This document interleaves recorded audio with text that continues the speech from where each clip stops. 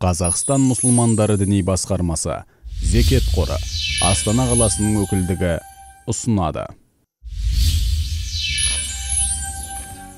Шыны керек, кейде мынау өзіңнен артылып, балашаға ұрпағыңа жету үшін деп адамдар дүние жинайды екен. Бірақ біздің қазақ ата-бабаларымыз бұл хадисті, аятты мағынасын бәрін түсініп, оны амалға асырып былай деп айтып кеткен. Әкенің малы балаға мал болмайды деп айтып кеткен. Мынау 5-ші халифа Омар ибн Абдул-Азиз болып есептелінеді. Омар Абдул-Азизден кейін Малик келді, Маликтен кейін Жохайын келді. Сол Жохайын патша болған кезде адамдар оған жақсы тілектерін айтып, мынау билігіңіз Алла берекелі қылсын, осы аманатыңызға Алланың алдында жүзіңіз жарық болсын деген секілді адамдар жақсы сөздерін айтып келді басшының алдына, патшаға.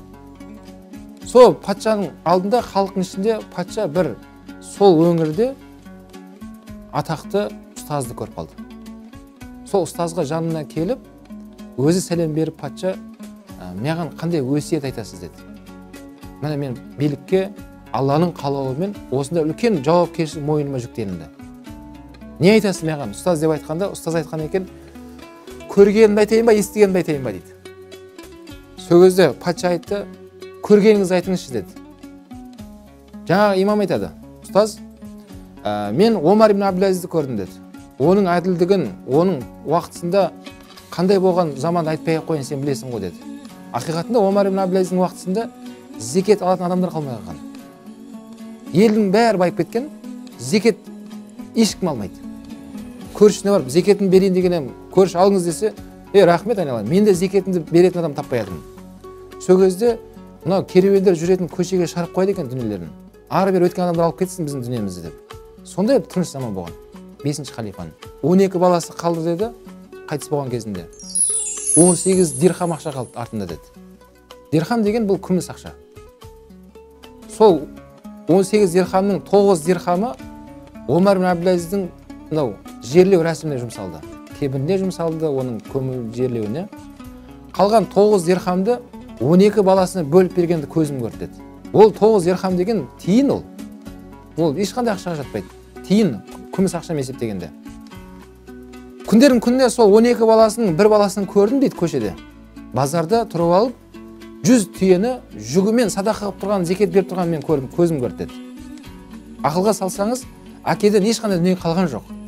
Бірақ сол әкесінің тақуалығы тірі кезінде көп қайырымдылық жасағандықтан, сол мұқтаж жандарға көп зекет бергізіп, садақа беріп, сонымен көп айналысқандықтан, оның ұрпақтары бай болып кетті дейді. Бірақ әкесіне ешқандай байлық қалған жоқ балаларына. Сол Омар ибн Абдул-Азизден кейін Маликті де көзім көрді. Одан кейінгі патша ол. Ол патшалығын мен сен айтпай қойын, сен жақсы білесің. Оның артындағы 4 әйелінен қалған балалар өте көп балалар қалды деді. Әрбір баласына 400 динардан ақша бөлінді деді. Ол динар деген алтын ақша, өте үлкен ақша. Әрбір баласына. Бірақ күндердің көнінде мен сол Маликтің бір баласын көріп қалдым, көшеде қайыршып тұрғанын көрдім деді. Көзім көрді деді. Әкесінен қалған байлық балаға жұққан жоқ деді. Демек тірі кезінде бөлісу керек екен. Бөліспесеңіз, онда ол мал дүние ұрпағыңа мал болып қалмайды. Бұны Пайғамбар хадисінде былай дейді, мен өзгелерге дүние жинап жатқан адамдарға ғажаптанамын дейді Расулалла. Сахабалар, я Расулалла, неге ғажаптанасыз? Біз дүниені өзімізге жинап жатырмыз ғой дейді. Сөзі Пайғамбар алейхиссалам айтады, жоқ, сендер дүниені өзгелерге жинап жатсыңдар деді. Өйткені ертең сұм ажал келіп қалса, сендердің таласып, тартысып жинаған дүниелеріңді артында қалған туыстарың таласып, тартысып бөліп алады ғой дейді. Сендерге қалмайды ол дүние дейді. Мен соған ғажаптанамын дейді. Яғни оған дұрыс дүние жинау керек. Біздің дініміз жұмыс істемеуге қарсы. Адал кәсіппен айналысу керек, дүние жинау керек. Бірақ Расулалла айтқысы келгені, сол қайырымдылық жасап, адамдармен бөліспейсіңдер ме деп айтқысы келді дейді. Пайғамбар алейхиссалам байдың баласы болған. Құрайштың ішіндегі Бани Хайшим руынан Пайғамбар алейхиссалам байдың ұрпағы. Бай болған Расулалла.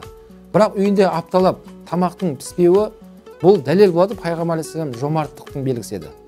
Расулалла алейхиссалам сахабаларға сол сұраған нәрсесін берген кезде екінші мәрте мұқтаж қылмайтын беретін еді дейді. Бұл Расулалла алейхиссалам жомарттық еді.